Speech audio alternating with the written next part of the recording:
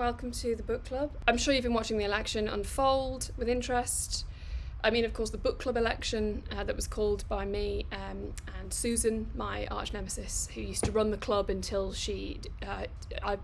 sorry, I'm getting closer to saying it, but I just can't say the words. You all know what happened. So yeah, it's been a very difficult few months on the campaign trail for me, especially considering some of the bile that Susan's been spewing on Twitter.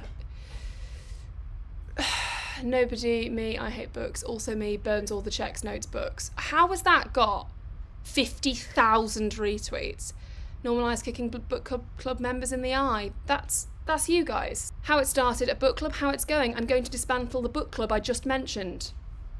I think I can give as good as I get. So I've been tweeting, do some tweets.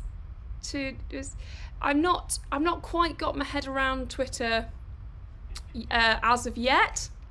I'm very used to books, as you know. But I think there's some badinage in there. Susan, if you can see this, you're a piece of shit. I think that's quite good, isn't it? I mean, it's not got the response that I think it deserves. But I wanted to thank you all for coming to the political rallies that I've been speaking at. If elected today, I promise to create a safe environment for all academics who went to Oxbridge or at least a red brick university to discuss and debate literature without judgment, unless you're wrong. Here's Susan's rally. Here's what she had to say.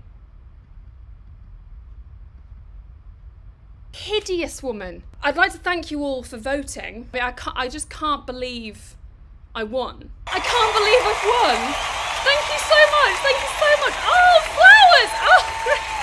Oh, books. Ah, this is great. Oh, you've stopped clapping. Flowers that are made of books. That was a good joke. Guys, thank you. Let's go to Gaston Plum, our designer, who throughout the course of the evening will be designing the book cover for the book that we've all read. Oh, I think he's drawing a picture of Mark Wahlberg. That's incredibly lifelike. We need to bring out our guest.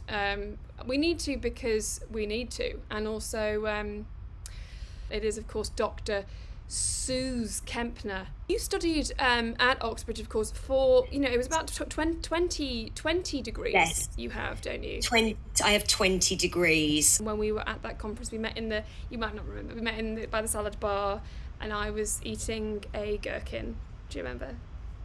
Yes, and I was sort of digging through the wet eggs. You were digging through the wet eggs, and then I said, "Oh, a gherkin for your egg, milady." I said, "Look at these eggs; they're wet." And you said, "Oh, why are the eggs wet?" And I said, "You wouldn't want them if they were dry." And then we high-fived. What was the lecture that you were doing that day? I was covering what it was like when I did a dentistry degree and a horticulture degree concurrently. It was called Plants in the Mouth, ? Yeah. Silly tradition at the book club, we like to say the title of the book at the same time. 3, 2, 1. Where has my hat? Where has my hat? Where has my hat grown from? The author's name, please. Oh, Christian Stempel. Anyone in the chat, what did you feel the genre of this book was when you were reading it? A childhood travel memoir? Yeah. Well, Exo-Second Base there says spy fiction. Well, there's an element of that in the memoir. That's why he's travelling. Okay, let's pop straight through to Gaston Plum. He's been designing the cover the whole time because he knew the title. Obviously, he's read it. I mean, there's nothing to say. Like, of course, yes, of course. The book opens with this dream that the protagonist, who is of course Christian Stempel because it's a memoir. Yes. He's dreaming of this giant bird with its beaky beak. Yes. To quote. Rolling his eyes while he straddled the treadmill side saddle. This is something that Christian plays with so often in his literature. He will take dinosaurs that we know and love from our childhoods and make them very sad and part of his dreams. So you've got a crying pteranodon. You've got Yeah. sort of quite a morose. The Triceratops. Triceratops, thank you. He falls into a spy ring at the age of 18, as a Christian. Well, of course, we know that is not a dream because not one dinosaur featured. Now, Yes. Sooz, Professor, Professor Sooz Kempner, Professor Sooz. Doctorate. Doctorate Sooz. I got all because of so many different. Because of your MAs, qualifications. your GHDs, your PhDs, your B&Qs. Just give us a summary of that expedition. He first meets a woman and they have an instant connection. He feels rain above him. As she turns away to look somewhere else, he reaches into his bag and innocently puts on a hat. It's just a denim Baker Boy hat like everyone had in about 2001. Which is when the book was put written. one on. Yeah. It's a good look. Obviously it's not waterproof, but it's enough for the amount of rain that there is. She turns around and thinks that the hat has appeared as if by magic, and she just exclaims, "Where has your hat grown from?" Where is your hat? Because obviously it's written in third person. Yes. It's written in second person, which is which one's that? you look up and your lover says, "Where's your hat grown from?" That's a quote. The book was littered with 2001 references as well. His new lover is described as like she was a character in either The OC or Buffy the Vampire Slayer. To be honest, I wanted to hear more about the spying and less about his sort of exploits with very attractive women. One could read it as bragging, but I choose not to see it as bragging. I just see it as just writing and plot. So even the chapter entitled "Look at all the fit women I've done," They all have hats on. They all have hats on. One of them's got, I like to see the little steampunk top hat. One tries to pass off a quilted Alice band as a hat, and he goes, "What is this?" And he controversially just pushes her Out the window. She does fly backwards through the window. breaks several bones. She's a very fragile later woman. died. Yeah, she dies. Yeah, she dies in hospital later in the chapter, The Women That I've Accidentally Killed. It's a lot of hats. It's a lot of women because the actual spying and the espionage is so secondary to the hats and the women. We don't really know why he's there, but we do know he's got to find a hot woman who's at the head of a criminal ring, which we're like, well, I'm sure they're going to probably have sex, and she'll ask him where his hat grew from. But then, he's trying to blend in. And he's wearing, a neon mesh vest and parachute pants. There's a lot of mascara. And blue mascara. Yeah, and he's constantly listening to NSYNC on his iPod Nano that he downloaded off LimeWire. And then we get to that climactic scene where he meets the villain. He comes in with his big binoculars, and immediately she's like, "Well, you're doing spying on me," and he's like, "Oh."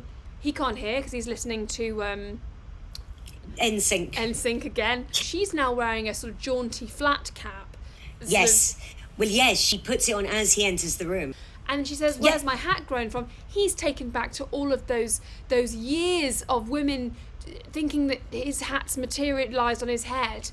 And, he's travelled a long time as a spy, but he can't make sense of this. And then, and then he shoots her. The way he shot her, I found very jarring. Because he was singing Christina Aguilera at the time. Yeah, he says, "Come on over," and then he goes, "Show feet," and she's so blown away that he would ask in such a frank manner that she instantly just holds up a foot, and he shoots through the foot, and it goes all the way up her leg, through her body, and then she says. So she, as the bullet's travelling through her head and coming out the top, it knocks off the flat cap. It was very relatable, and it again made me think of all the hats I've worn. Would you mind just reading out that paragraph? "Come on over," you say, fingering your gun as if it were a lady's area. "Okay," she says, taking a step towards you. No, it's the second person as well, I forgot. The second person, and it's, I like to read it quite slowly and carefully. Of course. You realise that you will need to shoot through her entire body if this is going to work. So you say, show feet. Up comes her foot immediately. The slag, he says in brackets. It's beautiful though as well. He's meeting that word count and he's also meeting this tear count. I have feet. I have shown my feet. I don't wear shoes and socks 24 hours a day. Sometimes my feet are out. But have I ever really shown my feet to myself? The bullet ricochets out of her ankle bones, up the femur. Here it is in the pelvis. You witness it as it trashes her lungs. She opens her mouth to say something to you. Where? She begins, and then the bullet explodes out of the top of her head, knocking that flat cap clean off. You start walking away as she reaches out for you with one of her gnarled claws. She's 31. Wow. I feel like I mostly learnt about hats, but I'm not sure if I learnt anything new. Yeah, no, because of course you've done that milliner's degree. Before reading this book, I would have said top hat, beanie, baby hat. Baby hat. Baby hat. Man hat, woman hat. Yes. Baking cap and bonnet. And then that's all the hats that that's all of them. And that covers all of them. Now, let's go to Gaston Plum. He's done it again! There's the feet. There's the show. He's shown feet. He's shown feet. It's truly perfect. And there he is himself, Christian Charlie Temple of 2001. Thinking and listening to a very sad Christina. I gave this 5 wet eggs out of 12. The rest I sat on in the hope they hatch into 5 wet goals. Sooz Kempner, that was you! I hate women, Christian Temple. Where's the trademark dog? Where's the Gaston Plum dog? There it is! There it is! The trademark Gaston Plum dog. Thank you so much to Dr. Professor Master Sooz Kempner. And so that's twitch.tv/Sooz Kempner. Twitch.tv/Sooz Kempner. On the tweets, how can people find you on the tweets? Oh, twitter.com/Sooz UK. Thank you so much, you guys, for joining, particularly on during this election. And just please stay real and stay turning them pages.